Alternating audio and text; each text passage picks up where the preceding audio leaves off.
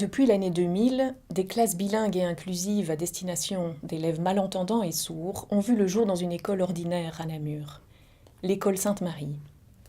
Ce dispositif accueille des groupes d'élèves sourds et malentendants de la prématernelle jusqu'à la fin du secondaire, dans des classes de l'enseignement général. L'objectif est de permettre à ces élèves de suivre un enseignement ordinaire, inclus dans la même classe que des élèves entendants, en bénéficiant d'un accès au savoir et aux échanges qui ne soit pas limité par leur audition. Ce type de dispositif est encore actuellement le seul du genre en Belgique, mais il n'est pas unique dans le monde. Déjà, dans les années 90, Kirchner décrivait aux États-Unis ce modèle d'enseignement qu'il a appelé le co-enrollment. Et depuis, d'autres expériences du même type ont vu le jour, notamment aux Pays-Bas, en Italie, en Espagne ou en Chine. Et aujourd'hui, les responsables de ces projets à travers le monde visent à décrire leur expérience et à échanger leurs bonnes pratiques.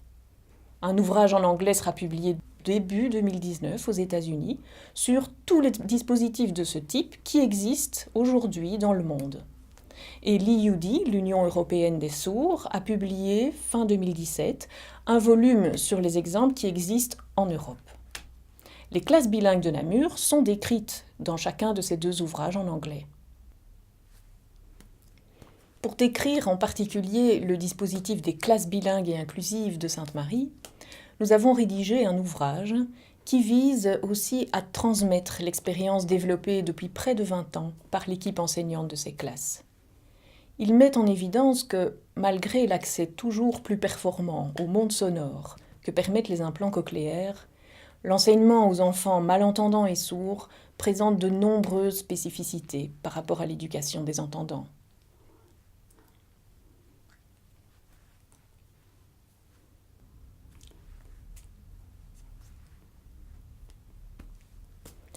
La première partie du livre expose les fondements sur lesquels ce dispositif d'enseignement est construit.